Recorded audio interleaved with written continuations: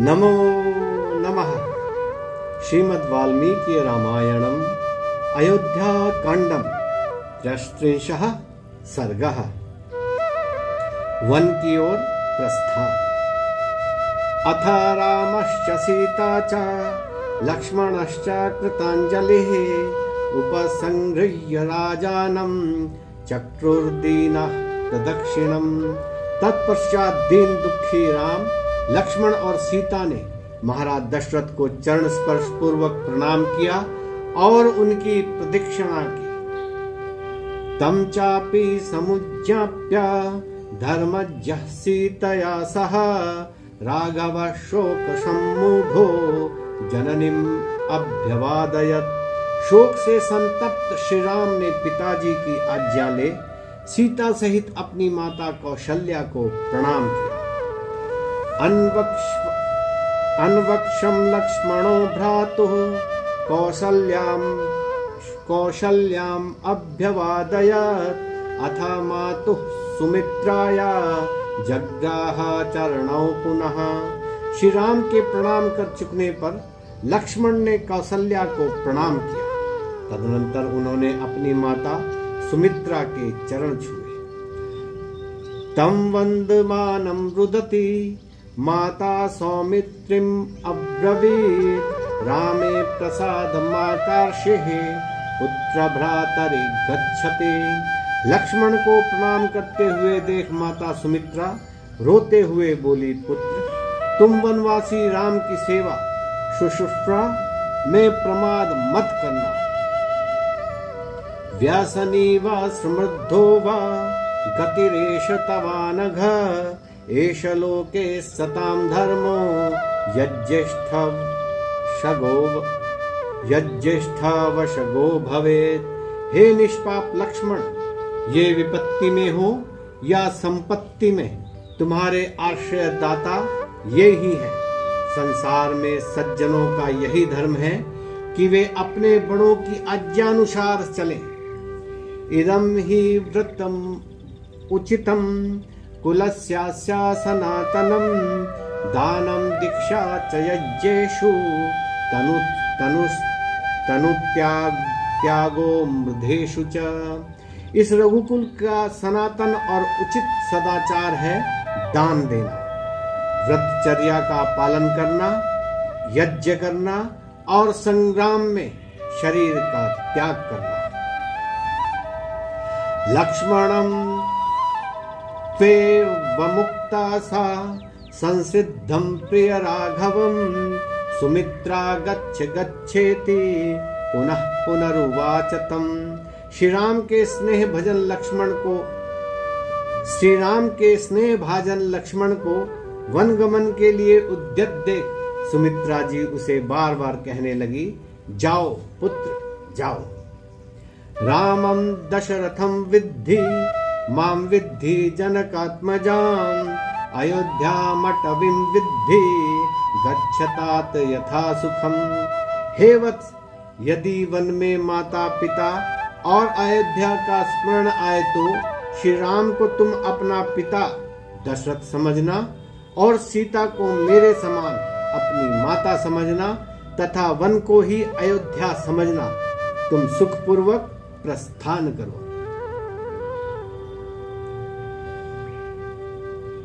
ततः सुमंत्र काकुत्स्थं प्राञ्जलिर्वाक्यमब्रवीत्। रथामारोह भद्रं ते राजपुत्र महायशः। तब सुमंत्र हाथ जोड़कर श्री राम से बोले, हे महायशस्वी रामचंद्र, आपका कल्याण हो, आप रथ पर सवार हो। तम रथम सूर्य संकाशम सीतारिष्टेन चेतसा। आरूरोहा वरारोहा कृत्वालंकारमात्मनः। तब सुमुखी प्रसन्न चित्त एवं वस्त्राभूषणों से अलंकृत सीता सूर्य के समान दैदीप्यमान रथ पर आरूढ़ हो गई। अथोज्वलन संकाशम चामीकर विभूषितम तमारूरुहसतुस्तूर्णम भ्रातरौ राम लक्ष्मणौ। तदनंतर श्री राम और लक्ष्मण भी उस स्वर्ण विभूषित और आयुधों से सुसज्जित रथ पर सवार हुए। सीता तृतीयानारूढान् दृष्ट्वा धृष्टमचोदयत् सुमन्त्रः सम्मतानश्वान् वायुवेग समांजवे। सुमंत्र ने सीता सहित राम लक्ष्मण को रथ में बैठे देख वायु के समान वेगवान श्रेष्ठ अश्वों से युक्त रथ को सावधानी के साथ आगे बढ़ाया। प्रतीयाते महारण्यम चिररात्राय राघवे बभूव नगरे मूर्छा बलमूर्छा जनस्य च। श्री राम के वनवासी होने पर सभी व्याकुल हो उठे, हाथी पागल हो गए, घोड़े हिनहिनाने लगे और संपूर्ण अयोध्या नगरी शब्दायमान हो उठी।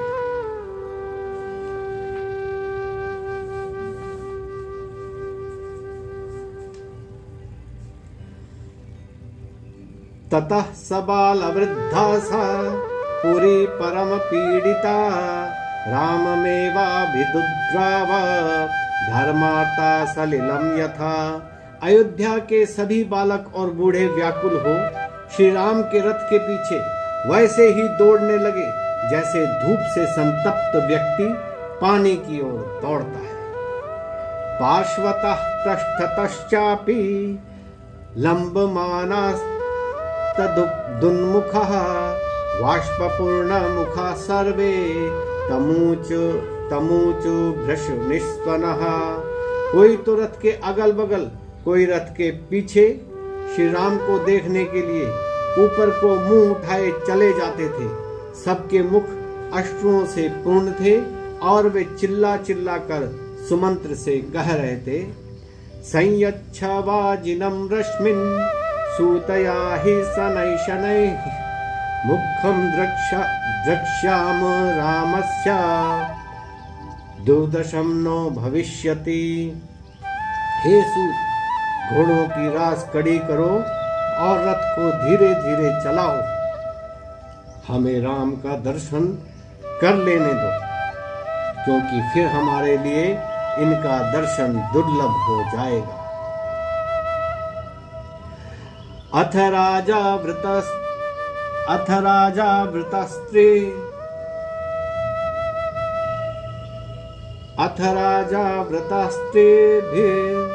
दीनाभिर्दीन चेतनः निर्जगाम प्रियं पुत्रं रक्षामिति ब्रुवन् गृहात्।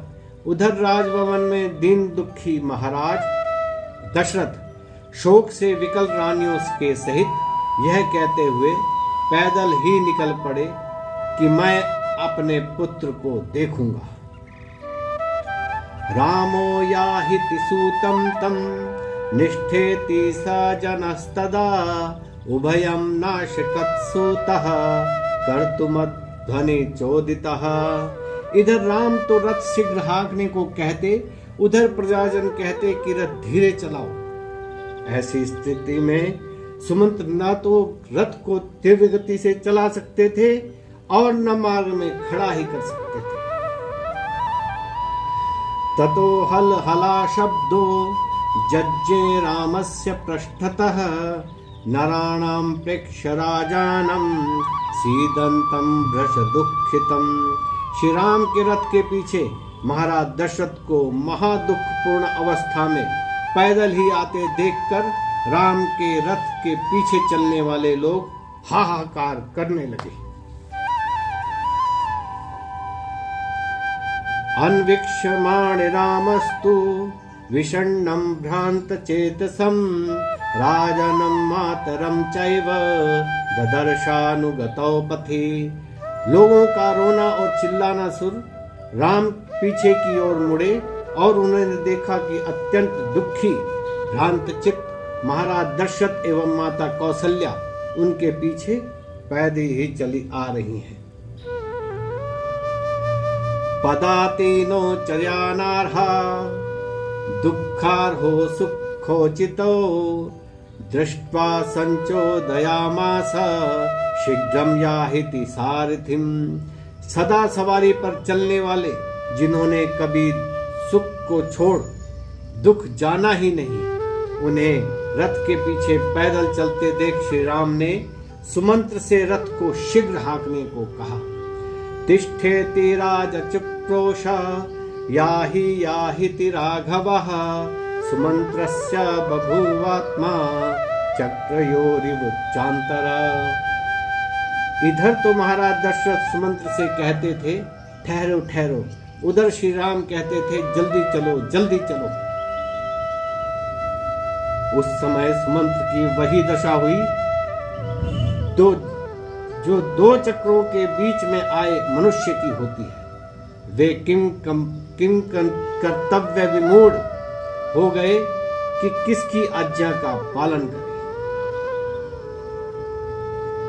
नाष्ट्रो शमिति राजानम उपलब्धोपि वक्ष्यसि, चिरम दुःखस्य पापिष्ठम इति रामस्तमब्रवीत्।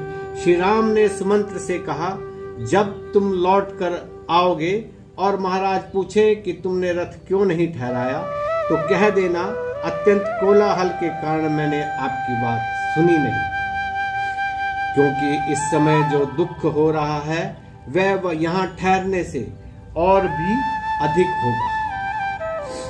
रामस्य च वचः कुर्वन्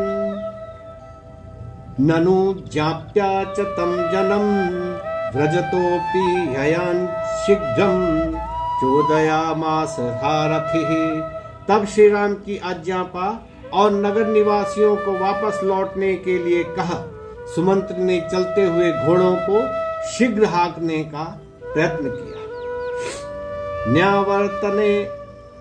न्यावर्तत जनो राज्यों रामं कृत्वा प्रदक्षिणं, मनसाप्याश्रुवैगश्च नान्यावर्तत मानुषम्।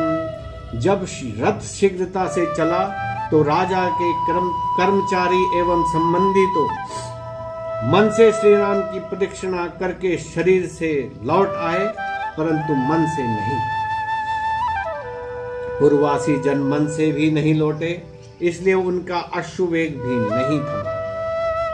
यामिच्छेत् पुनरायान्तं नयनं दूरम अनुव्रजेत् इत्यमात्या महाराजम् उचुर दशरथम वचः। जिसका शीघ्र पुनरागमन चाहे उसे पहुंचाने के लिए दूर तक, जिसका शीघ्र पुनरागमन चाहे उसे पहुंचाने के लिए दूर तक नहीं जाना चाहिए। मंत्रियों ने इस प्रकार की बात महाराज से कही। तेषां वचा सर्वगुणो प्रपन्नम तस्मिन् गात्रा प्रविशन्न रूपः, निशम्य राजा कृपणः सभार्यो व्यवस्थितस्तं सुतमीक्षमाणः। पसीने से तर खिन्न चित्त सर्वगुण संपन्न महाराज दशरथ मंत्रियों की बात सुन रामचंद्र की ओर टकटकी लगाए कौशल्या के साथ वहीं खड़े हो गए। नमो नमः।